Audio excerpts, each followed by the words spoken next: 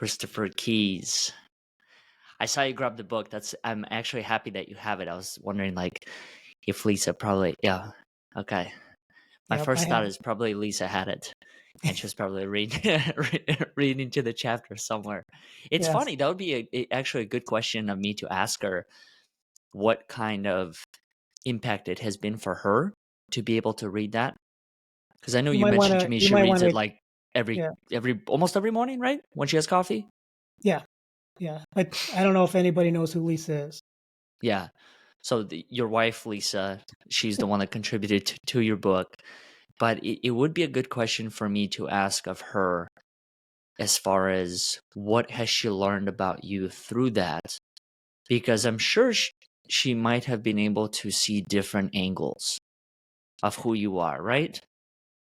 Well, so in terms of the audience listening, all three of you, I want to, because they're like, who's clicking on conversations with Christopher Kies, right? Um, but Lisa, my wife, I've known Lisa since first grade. So let's make something clear because we do want to talk about your book, what you created, what Lisa helped in terms of contributing to Mhm. the creation. Um, Memories worth remembering. I'll put the book up for those who are watching the video. But Lisa is extremely intuitive. She was born knowing, and we can get into that conversation later on, but she always knew who she was. I Mhm. had to learn who I was through the mechanisms of the third dimension. Like you're taught to be a certain way, and then at a certain point in your life, you start to question, is this all? Is there Mm. more? So when Lisa was contributing to the book, first of all, Memories Worth Remembering, it was a beautiful idea that you had around sharing the thoughts of folks in your life that they might not always say out loud because it's almost like inherent, or of course I love you, you're in my life, or of course I care about you because I work with you, or of course I love you because I'm in a relationship with you. Those are all great things, but you don't really understand until you read somebody's thoughts about you, because they have to sit down and put pen to paper or fingers on the Mhm. typewriter showing how old I am, on the keyboard, and um, actually think about what it is that they care about and love about you so much. And so when you ask the question, how did that impact Lisa with regard to how other people felt about me? Like I said, I met her in first grade. We were great friends. We ended up getting married much later. We waited till we were in eighth grade. We wanted to make sure it was a proper. I'm kidding. We had separate lives. We came back together. It's a whole long story. It's a great story. But the bottom line is we ended up getting married in 2001 on October 20th. So we're recording this on the 19th of October. So tomorrow is our That's so 22nd. funny. I did not know that. Yeah. Wow. Yeah. Little insight. So 22 years of marriage tomorrow. But I've known her for, let's see, say 48 years total. Wow. So nothing in here surprised her, but Mhm. it's like I said, it was her ability and my ability to read what people like you who are in my life, my daughter, friends, business associates had to think about their perspective of being, in a relationship with me one way or the other. So that's a very long way of answering your question. But the point is nothing surprised her because she really does understand who I am. But I could see Mhm. how this would affect people who, may be in a loving, deep relationship and really have some understanding and concept of who this person is that they're doing this for. But when they read it and they can see the impact that that person they love or care about so much has had on others, it's not only validation, but it could bring in insights that that person might not have had Mhm. prior to this book being done. That's the beauty of asking somebody like you do, Mhm. hey, I'm doing this project, this book for somebody that's important in your life. Could you please write your thoughts down and send them to me?" And some have multiple paragraphs, and some have a couple of words, right? But Mm-hmm. it doesn't matter if it's one word. If that one word is love, then that's an amazing thing to hear from somebody, that you remind me of love, you make me feel love when I'm with you. So it really isn't the quantity, but the more information that's in there, the more detail you can glean in terms of that Yeah. impact. I don't remember, not to call anyone out, but I don't remember if the word is love in that No, sentence. But I can we'll tell you we'll what. say Yeah, it is. You yeah. know. Let's see. I'm gonna look. I'm looking in my book, and He may or may not be. why wise, kind counsel, a man of metal, Okay. which is integrity. Metal, like testing your metal, man of Mm. integrity. So, Mm-hmm. but that's the Somewhere along the small. lines, right Yeah, in the yeah, vicinity. yeah, somewhere in there. But the funny thing is as I look at the person who wrote that, that encapsulates my understanding of that person's persona, which is Sure. they're very direct and to the point, and they're not about flowering anything up. So even to get that feedback from somebody, you know, to hear that somebody call you wise, Mm. um, and so that's I loved everything about this book. I thought it Mm-hmm. was great. Well, I also really like what you had mentioned to me. So to give some context to anyone who's going to be listening to this, I had made my way from Philadelphia to Chicago to gift you this book. And I don't know, the journey was a flight, a train, and whatever else. Lisa picking me up with Sophie from the the train station. And I remember I showed up at the door, and I think you had somewhat of an idea, right? That I was coming, but it probably wasn't until like that hour, probably.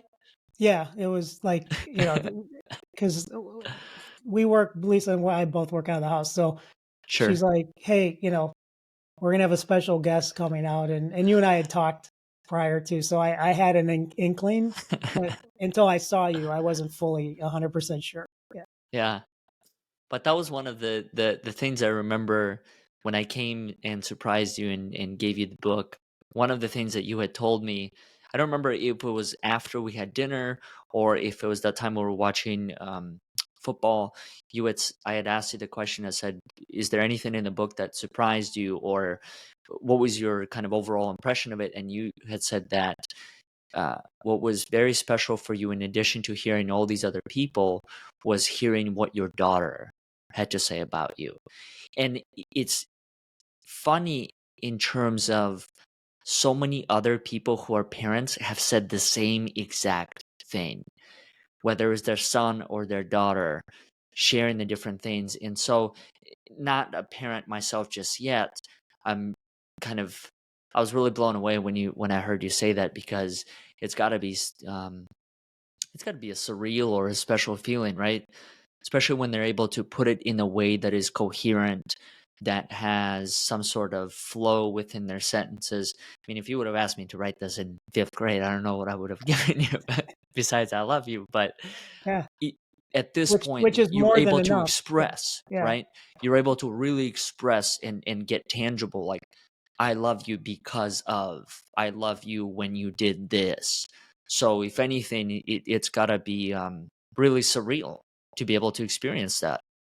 Well, there's two emotions that are struck in that moment, Mm-hmm. and if you're a parent, you'll understand what I'm saying.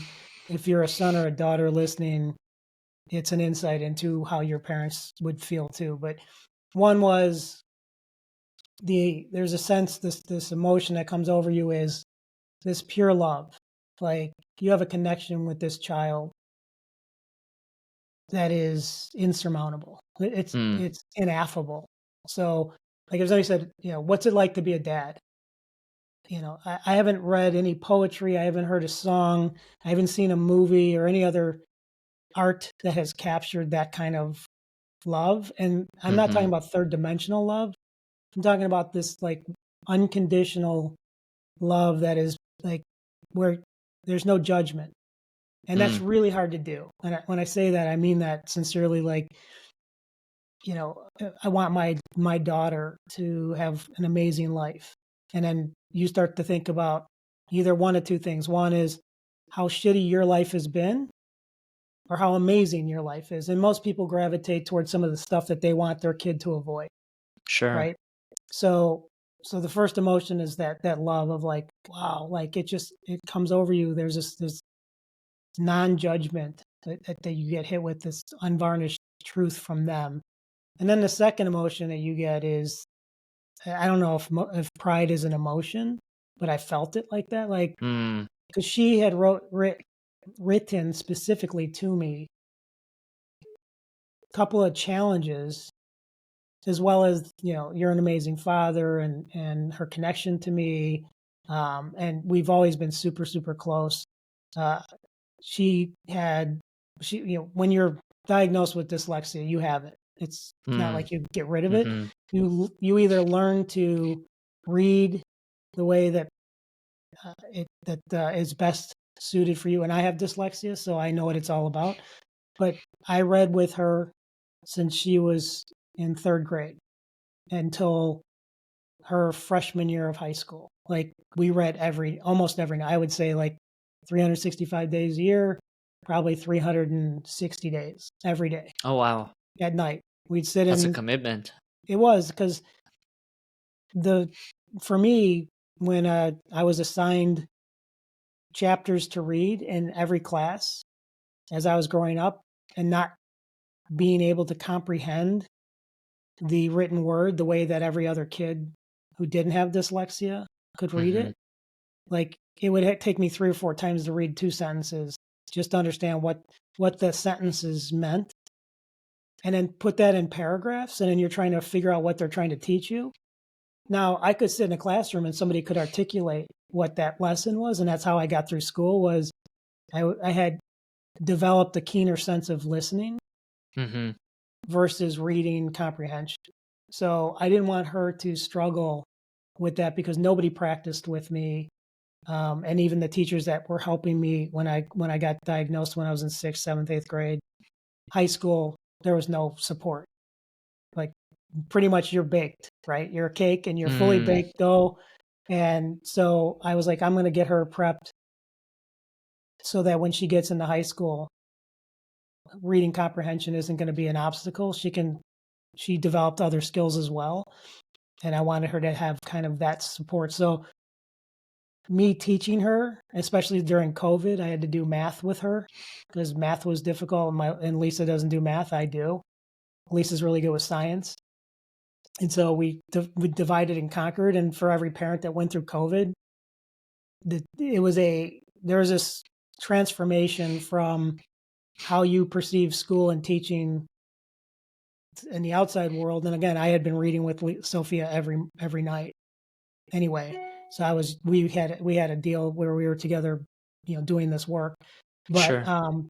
more importantly, math could be challenging, and I would get a little upset because I'm like, why aren't you getting this? So it was like I have an appreciation for teachers who have to deal with children who are struggling, who don't Mhm. pick up the lesson right away. And that's why there are really great teachers and teachers that probably shouldn't be doing that job, because you really have to go into it through my experience, like with grace, another Yeah. word that isn't used a lot. So when I read her thoughts that you had printed in this book, she said, even through the difficult times of, you teaching me, I always knew you were doing it because you love me and want to support me. And here's my kids at that point when she wrote it just turned 16. We had gone through all of this together as a family, the trials and tribulations of raising children, this educational system we are in, life, how kids treat each other in school. We all live through it, and we all Sure. experience it together. And that moment in that book, uh, Moments Worth Remembering, I was just like, that was the first time she articulated that to me through the written word. That's why it was so Oh, o- wow. overwhelming with the love and the experience. And I just gave you a lot of background so that you could appreciate what that really meant to me. I didn't really, yeah, I remember and I even mentioned this to you as I was leaving.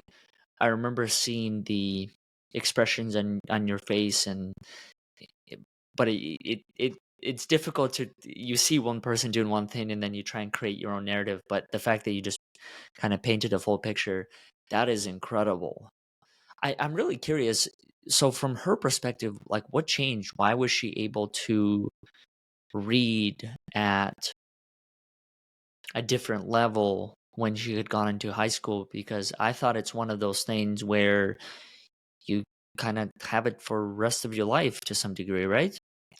Yeah. So from my personal experience going through it myself and watching Sophia do it, that's the only way I could teach her was like through my experience. And then she had to take it from there. So what you have to do is Did you the have word. yours almost from birth or close to that? No, you're pretty much born with it. There are Okay. Okay. they don't fully. I mean, even to this day. So again, I'm not a spring chicken. In the 70s, they were just really starting to understand that people had learning disabilities through reading. It just and so it's like if you look at the word the Sure. and you transpose it and you put an ETH, you're looking at like eth. It's like Hmm. you don't even. So you have to learn that it's the. So what I ended up doing for myself was constantly struggling at reading, but using my finger, highlighter, underlining, and even to this day, like I before E except after C is a rule. I still can't write. I still can't type it. I still can't use a keyboard. I have Hmm. to like go look at it again. I'm like, even though I know the rule in my head, the E always comes, like believe, right? But then Hmm. if you have receive, you have to move the I and E. I before E except after C. And so you gotta, so that's how I have to remember these little mechanisms. So even to this day, after writing receive a billion times, I have to look at it twice. So I told Sophia, this is something you're going to have to be with. I didn't say accept. I didn't say get mad at. I didn't say love. I just said be with it. And just know that that's going to be something that you'll memorize over time or you won't. But you're Hmm. just aware of the fact that if you screw up, the way you read something, and harder for us is to, like, if you read a sign, a billboard on a road, and Hmm. you're reading out loud, you're still transposing letters. So you almost have to just almost know intuitively what it means. That's difficult. But when you start to get really good at, and that's why I repeated reading and having her read. I read for her, and then like I would read an entire chapter, but I would save 2 pages, and I'd say, "Now you read the last 2 pages," or Hmm. "You read the first 2 pages, and then I'll read." And then I had her in my arms, and I would have my finger over each word that I read, so that your mind, your eyes are connecting with the words, and then you're looking at the words, and then you're memorizing. Where you, who don't have dyslexia, you just see the word and you say it out loud, and you could read it super fast and you Hmm. go through it. And it really is up to your attention level and how Hmm. much you retain versus struggling to read words that have, multiple letters in them that you're not already, your brain isn't transposing. So with Sophia, I started at the end, she was reading the chapters in seventh and eighth grade to me, and I was just have her in my arms, and it was like I would make it so it was comfortable. Hmm. And my wife works with various people. One of them is a teacher's aide, but she also ran the library. So for like the from fifth, sixth, seventh, and eighth grade, she had given us books to read for free. We just would use them and then give them back to her. And they were all the books in some of my childhood and some of the ones that came after I grew up that I had never read or heard, but I've heard about. Hmm. And um, one of them was The Giver. And I'm sure, have you ever read The Giver? Hmm. Not sure. Yeah, it's kind of like almost required reading. Um, and the author, I'm trying to think, Louise, I can't think of her last name off the top of my head. After we read the book, it was a very emotional book, and it's about this dystopian society. Hmm. And everything is taken care of for you, but you just have, they tell you what your job is. So you have no choice. It's just like you're this, you help people with birthing, or you're a doctor, or you're a repairman, you're a janitor, whatever it is, but you contribute to the society, but food and housing, everything's taken care of. And then there's this place where you go, and that was like an ascension level, but it was basically they pretty much got rid of you, like at a certain age, to keep the society within the constraints of supporting itself. And Hmm. so this one young man goes through the trials and tribulations of figuring like there's got to be more, and he goes beyond the city with a child, with a baby, to save the baby and from death, because the baby wasn't perfect. And I'm listening to Sophia read it, and I'm crying, she's crying, and we're all emotional. And at the end of the book, he had this vision, but it didn't really describe what happened to him. You have to draw your own conclusions. But I was like, he saw that this, after this society, everything was burnt out, everything was destroyed. But then he found this symbol of a house with a glowing fireplace, and it was Christmas time, and he had an image, and it was really, really powerful. So I wrote the woman that wrote this novel, and I explained to her about me and Sophia reading and dyslexia and everything, and I said, just want to say thank you for an amazing book. And at that point, I was like 55 years old. I said, as a 55-year-old man, I wept, and I really felt what you were saying. And she wrote us back, like Wow. it was through her email, through everything. And like a week later, I get a message back from her, and she's like, I'm in my 70s. And she said, and most of the people that write me always ask me what the ending means. Like kids for school, they want their homework assignments and stuff. And the Cliff Notes version, if you will. And she goes, you are the type of person that reminds me why I write and why I continue to love what I do with writing. This is a woman in her 70s. And she said, tell Sophia, congratulations. She's like, I know many dyslexic people. And she's like, and they're some of the most amazing people I've ever met in my life. So I was able to share that with Sophia. So you take all, like, how would you know all of this unless you had a conversation with me? You take Correct. all of this information and you put it together, and you put it in a little book that you Hmm. created. And that's why you saw a different emotion on me, in terms of maybe somebody else having a different experience with the words that somebody writes about, whether it's their child or not, because you know what you've invested in those people.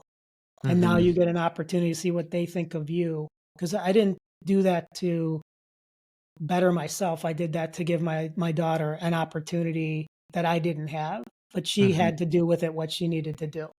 Hmm.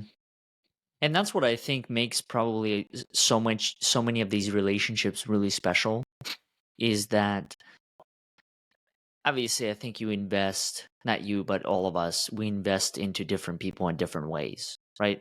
So the investment you do with your daughter compared to your best friend, compared to some of the people that you, I'm sure, meet in metal and different networking groups, it's like it's just a different dynamics, different relationships.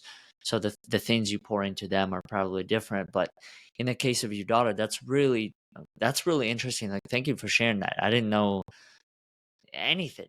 Any, I mean, I just knew the basic kind of concept, right? Like, you had dyslexia, she had it, and I remember when we were sitting around the dinner table after you made those incredible burgers. So what did we what did we agree on for next time? Was it steak? What Yeah, now? yeah, Yes, I yeah. think it was. It was. Just yeah, for anyone that's listening, this guy here, just wow, just top of the line chef. But I remember sitting at the table, and you were describing to me the experience of what it was like for you to be able to grow up with that.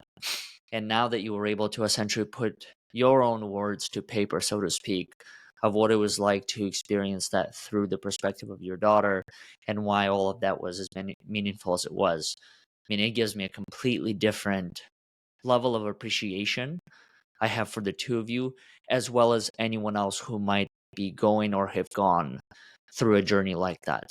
Because it's hard to relate, right? It's hard to relate to anyone's journey, anyone's circumstances, unless you're able to really hear the details, like the full-blown story of here's how it really was, not just the Cliff Notes version, like, oh, it was hard, I made it through it, but like, let me tell you what the actual challenge is. When I see a word, I see this. Yeah, I can tell people, if you want to experience dyslexia, uh, read text from a different culture. Mm, You can look at uh, Middle Eastern countries, or and I got pretty proficient at understanding language in college because I had applied some of the things I shared with you. sure. And so I took Japanese for a year when I was at school at University of Illinois, Chicago. And they read top to bottom, but right to left, instead of Oh, us wow. reading across, Mm-hmm. left to right. They read top to bottom. So it's this like linear, vertical, strip of caricatures, or characters, I should say, not caricatures, characters. It's there's three different character groups: hiragana, katakana, and kanji. Kanji is a Wow. is a combination of hiragana and katakana. Hiragana is female. Katakana is male. They have a very distinct way that women write and read in Japan, and then men, and then the combination of that is called kanji. So when I Mm-hmm. learned that in college, I would say to people, go ahead and read Japanese, learn a couple of characters, and then that's how it is to read. For a dyslexic person, in my case, it's just words jumbled together. Everything, like I said, the words and the letters get moved around in your brain. It's really a fascinating way to go through life. And so that's why when I talked to you about education, when we were having our Mm-hmm. hamburgers at night, and we had a brief conversation about traditional education, there's no one way to do this. And in our society, we're like, we need to make this expedient, and we have to make these children really good listeners, learners, and contributors. Otherwise, there's no benefit, right? Mm-hmm. Like, Mm-hmm. we either kick you out of school because we use really nasty words for children that struggle.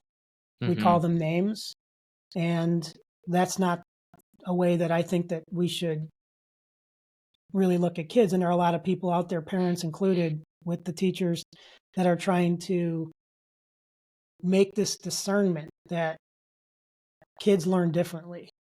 Mm. So whether you could be great at math, but you're horrible at music. You could be great at music, but horrible at reading. You could be great at reading, but horrible at working in shop classes, right? Mm-hmm. But maybe you're interested in those things. So why not have, the ability to help not only children, but young adults and adults connect with that passion. And so, not to bring it back full circle to the book, but the point is you're creating something, and I in my mind, so I see things in pictures because Sure. reading is harder for me. Which the beauty of it is that those pictures elevated my career. It was like understanding how to see things through concepts and then connect the concepts together. I see like people struggling with business, and I'm like, that's easy to me. Mm. Like, because I know how to connect with people. I know how to have conversations with them. I know how to pull information out. But it's almost like chess to me. It's like, if I move Mm-hmm. here and do this, that's probably going to be the reaction. It's seeing things. So I think with your book, your creation, you're leveling up for Mm-hmm. people. Like you said, I would have no idea what that means for you and Sophia. And how would you, unless you had the conversation? Again, you brought this up too. It's not the Cliff Notes version. Mm-hmm. And in today's society, not unlike the society I grew up with in the 70s and the 80s, we like things fast too. I mean, fast food was really in the 50s and 60s, and it took off Mm-hmm. because it wasn't just that we want something fast and quick, it's that we're so damn busy with everything else that the last thing sometimes you want to think about is how you're going to make your meal. where are you going to get the food? Where are you going to get the Mm. produce? And then somebody's like, hey, you just come to this location and you can have whatever you want on the menu and we'll give it to you in less than 3 or 4 minutes. Right. If it's a fast food place, if it's a restaurant, Yeah. obviously a little bit more time. But your book is leveling up where you're saying, let me aggregate the data and the thoughts and the love and the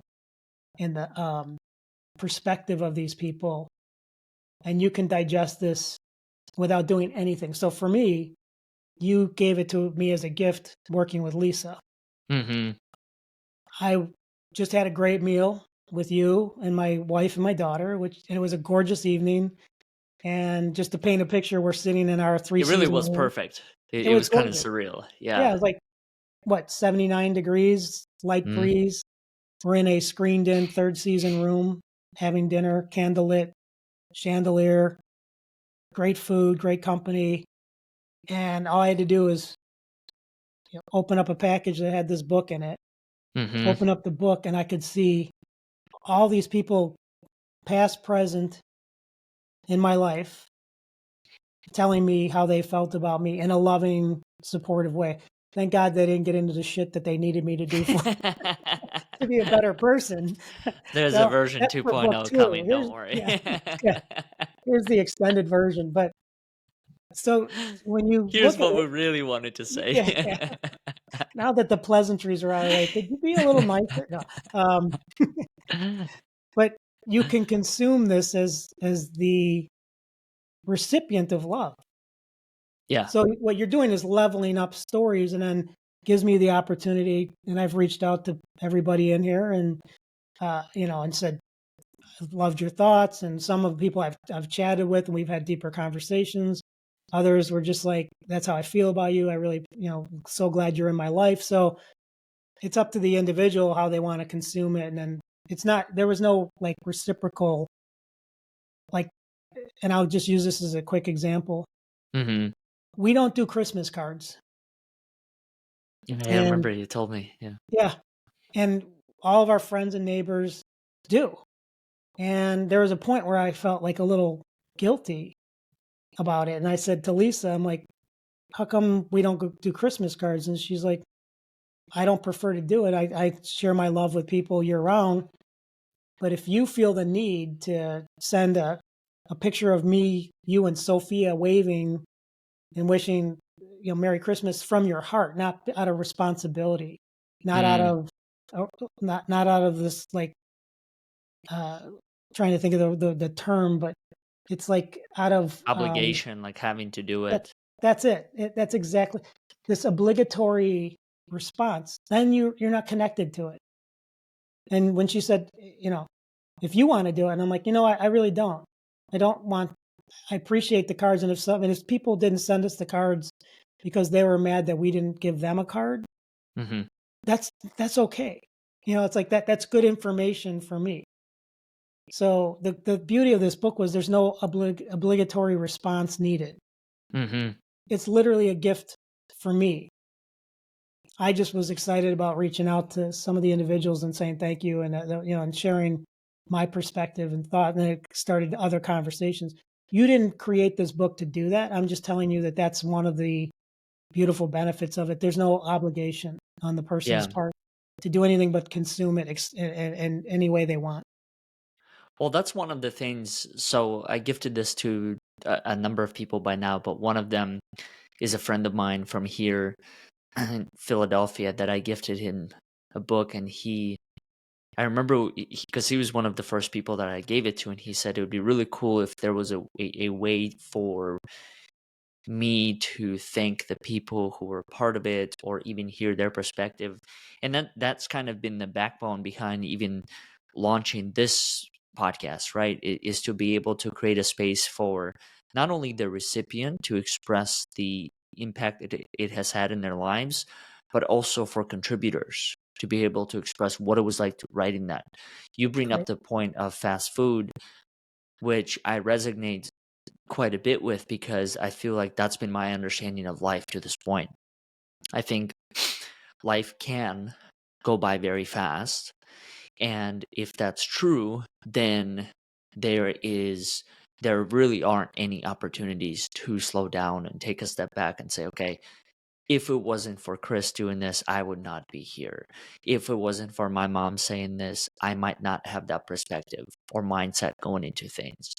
And so I just started to realize, hey, I come into this world with nothing and I'm most likely going to leave with nothing. So really it shifted around the whole concept of waking up every morning and working towards things, possessions that I'm not going to be able to take with me anyway.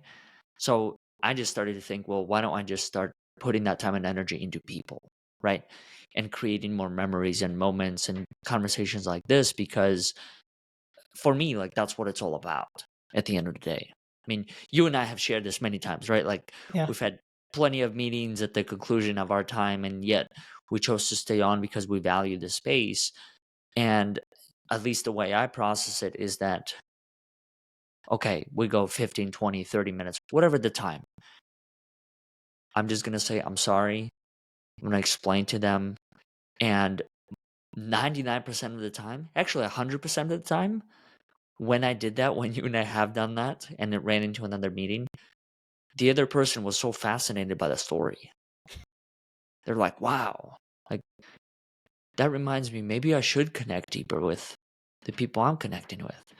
Or not be so, stressed out about, oh man, I'm running 5 minutes over, 10 minutes over. I feel like as long as you communicate and then just honestly share, hey, the reason why I'm late is because I connected with this guy. Here's what we talked about. What do you think? If anything, it's a conversation starter. Well, you're doing a couple things simultaneously. One is you're being truthful with the person. Not like you're like, hey, I was having a sandwich and I really didn't care about you or your time. And, you know, I still needed to eat, so sorry. Like that's not the case, right? You're like, like if that, then maybe they wouldn't want to hear the story, right? And then the other thing is that, like you're saying, when you're engaged in a story or a conversation that is meaningful, it raises your frequency. Yes. And so when your frequency is high, elevated, versus an obligatory conversation for work, like I've got to meet with this person, and it's just you're either engaged or you're not. It doesn't really matter, but Yeah. it's frustrating. So you get on the next call and you're already hurried, and now you're not having another productive call, right? Because of obligation. So to me, the thing that you talked about earlier as well was this idea of connection and creating versus material goods. That's Mm. another vibrational lift. So when you're doing the work you're doing, and you're doing it because it's raising your frequency, that's the frequency that you're emitting. So people that can connect with that frequency as well, or recognize it, like you said, talking, hey, that sounds like an interesting conversation, tell me more. In your second meeting, that means they're receptive to the frequency, yours. Sure. That's where I believe you're 100% on, and I think you're ahead of your time. I think people are catching up with this concept too in more and more specific ways. But what elevates my frequency? Is it Mm. getting up in the morning thinking, how can I get a bigger house? How can I buy a fancier car? How can I wear more expensive clothing? Those are byproducts in my mind, because they're not bad. None of that's bad, but they're byproducts of your frequency. So if Mm. you're in this frequency of growth, then that's what you attract. If you're in this frequency of lack, like I don't have enough, I don't have nice clothes, I don't have a nice car, I don't have a bigger house, and I never will, and I got to do this stupid job every day, and I can't stand the people then you're attracting that. Sure. So I think, interestingly enough, the way that you said that the term, and your generation uses this term a lot, and I like it, which is creating space. Mm. That's what that's a discovery session. You didn't Yeah. go in there with an agenda. An agenda, again, these agendas aren't wrong or right. They just are. Mm-hmm. These sets of things you need to accomplish, and that there's nothing wrong with that. But that's all it's going to create. But if you hold space and you're like, hey, this is the discovery call. here's some things I'm interested in talking to you about, but let's see if we can get to those. But first, I want to start with, how you doing? Mm-hmm. How was your day so far? I when I work with clients, just like some of these bigwigs executives, and we have to get on a call, and we have to, either we're raising money, or it's just stressful, or we're solving a problem. I'm like, meet me 5 minutes before the call starts. No matter what you're doing, guarantee me that you're 5 minutes early. And they're like, okay. And then they're like, why? And I said, you'll know when you get there. So when they get there, I take them through a breathing exercise. Nothing fancy, just remind yourself to breathe. You know what happens when you breathe, when you do a focused breathing? Somewhat. I mean, for me, I think the experience has been it calms my nervous system. It allows me to be more at peace. I process information completely differently. I've also noticed an impact. I don't know if you've seen this on judgment. I've become a lot less judgmental and way more open-minded when I'm able to take the breaths in. I'll give you a clue on why. All those are absolutely right on. And Mm-hmm. I'll make it really succinct, because for me, that's the hard part. So the succinct part is, you become present. Mm. When you breathe through because we don't think about breathing. We just, luckily for most of us, we don't We just need do it. Yeah. any device to help us breathe. There are individuals out there that do. So I look at them, and I know that they're looking at us going, you don't know how much you have. And that person Mm-hmm. could be broke or in debt, worse, right? You're in debt. And the other person saying, you don't have to worry about how you're breathing. Your body's working 100, like, perfectly. And so when I breathe and do breath work with my clients and by myself, it's to become present, because all the things you said are absolutely byproducts of that presence. Mm. And so when I have these men and women do this, we get into a call, we're creating in the present moment the possibility of Mm-hmm. new information, because the thinking brain, that's why everybody's stressed out when they get on these calls. Or like, even before we did this podcast, you were Sure. prepping me, just, hey, it's a normal conversation, because some people will overthink. Yes. Like, we want to be perfect, we want to have the best stories, and we want to be really engaging. It's That's like, sound okay, bites. Mm-hmm. yeah, how can I chunk this Mm-hmm. up? And that's great. But if that's your intention, then you're limiting yourself. And if you go in by breathing, being present, new information comes in, and then all of a sudden you're like, that was amazing. Hence our conversations, and the reason why you and I are like apologizing to some of the folks that have to wait for us. But on the other end, they're like, I love that you said that, or that helped me with something I was dealing with. I mean, that's really why I think we're here, Yeah. is to create and build what we're interested in, but also be supportive to people around us. And most of the time, you don't know why you're being supported. Like, Correct. it's for that person to take your information and to be with it and be like, wow, that was super helpful. That was super insightful. And, I think your book, Memories Worth Remembering, it absolutely does all of that. And I don't think you went into it. I knew you had a purpose and a plan, but I don't think you Sure. even realize that pebble in the water, or that ripple effect. It just keeps going on and on and on. You're like, wow, I had no idea that would be one of the beautiful consequences of creating this. That's Yeah. frequency. I don't know, it's the best way to put it. That's the frequency of what you're doing. Mm-hmm. And I thank you Well, for it. Yeah. well, no, thank you. Thank you for giving me the chance to even do that. But I think for me, the other thing that you said that I find really important. So you mentioned the concept of you never know the type of impact you're gonna have in another person's life. I think that's so true, right? Because I heard this phrase. I don't remember who said it, but definitely someone in my life had said this, and it was essentially something along the lines of, what I do may not mean much to me, but it may mean everything to you. And I think there's so much truth in that, right?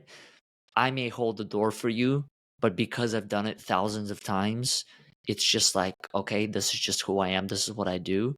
But to you, it might be that exact thing that you needed that day.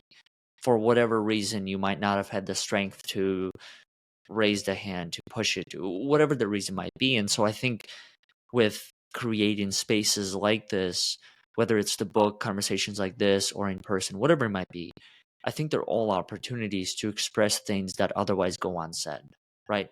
That go unnoticed. And going back to even the concept of my realization of coming onto this planet without nothing, without anything, and then leaving the same exact way, I think the same exact true of words and feelings. I remember I shared with you the story of having this realization when my grandpa was passing, and it kind of dawned on me as like, wow, here's a great man based on how he was described from a lot of my family members, and yet I wonder how much of it he even knew. And I think it's so true of so many other people who have passed that I've been able to witness. We share these great things, we compile all these great notes, great memories, great thoughts, but rarely do we express those things to them when they're alive. So I just realized it's like, why not do this alive? Why not express that gratitude for the impact people make in their lives? And if some choose to do it in 3 paragraphs and others do it in a sentence, that's not the point. But it's just the fact that there was a thought put behind it. And even in the case of people who, let's say, do it in a sentence, right? Because I've also realized that for some people, words are just not their strength. I've had a lot of people who reach back out and said, can I do a voice recording? Can I submit this some other way? Because I just don't know how to put how I'm feeling for this person into a sentence. And I can't blame them, because there are times in my own life where I struggle putting that together. Just because you share so much, right? And there's so much depth to a relationship where I could see how it would become difficult to even answer a question of what may appear to be simple. What makes Chris a gift in your life? I mean, that could be a loaded question, depending on who you ask, right? Like, Absolutely.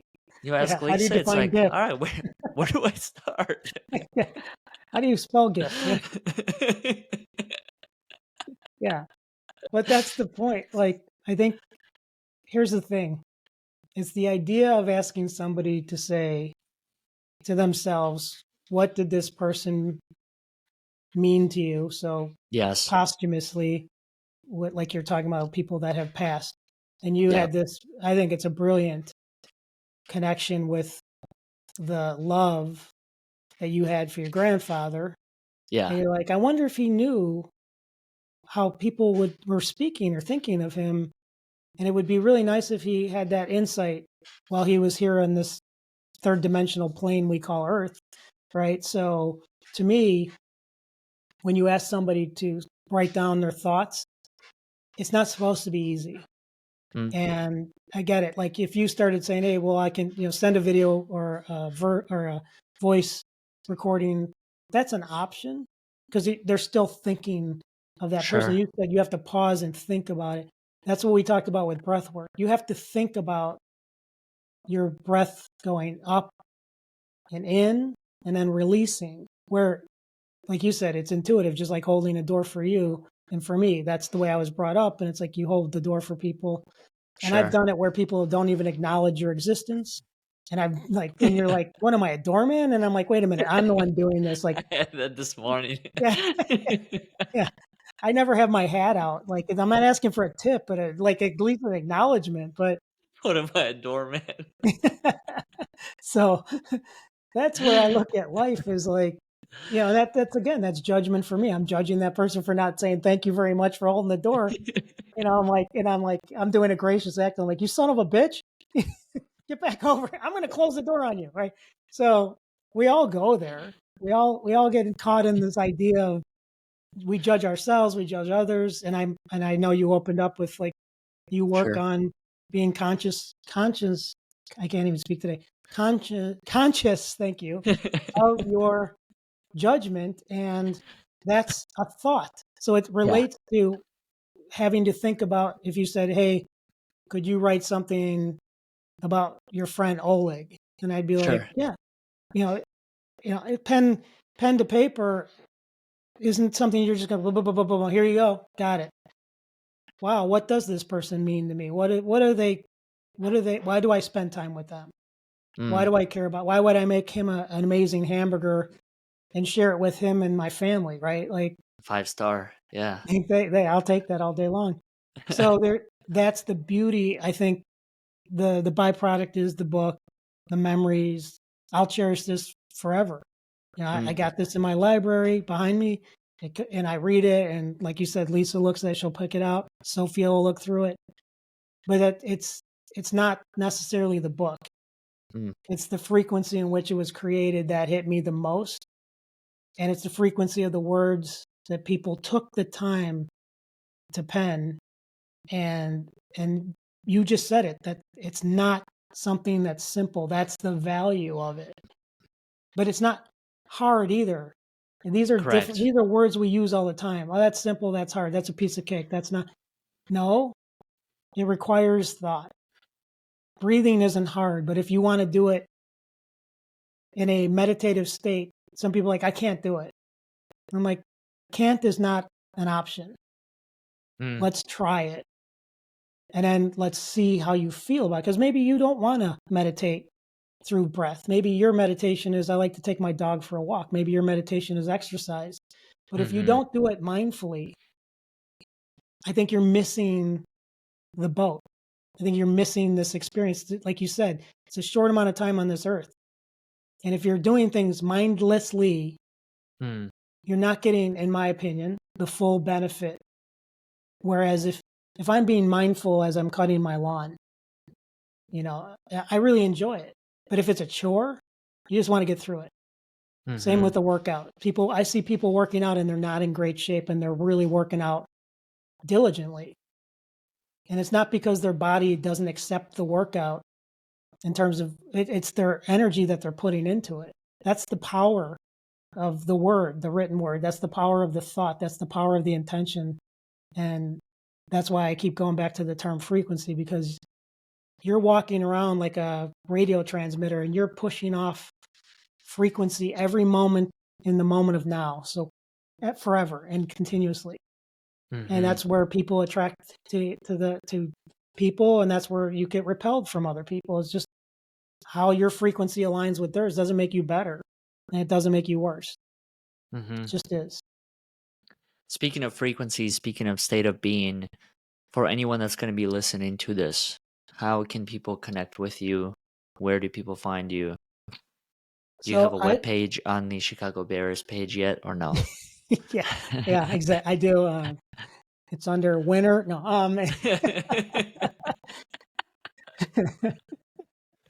so there are two websites that I would recommend people check out. One is I learned from my wife, Lisa. Mm. So her website's mystatoofbeing.org. I love when people say www. Like, I'm like, you don't have to do that anymore. There was a time not too long ago in my history that was important to say the World Wide Web. Yes. So for all you 80-year-olds out there, you have to type in, you don't have to do www. So mystatoofbeing.org is Lisa's, and I'm in that, and I support her business with that. And my business is myblue.org. So again, two companies out of .orgs, but myblue, MYBLUE. So No www. no, you don't have to. If you want to, you can do HTML. No. // I don't know, semicolon or colon. I don't know what it is. Yeah, I think it's a Sure. colon. Yeah. One of Think, one of the think on your browser take care of that for you. What's a browser? I'm not going to tell you what if you can't find a browser, you can write to me, care of. two. You don't even know what that means.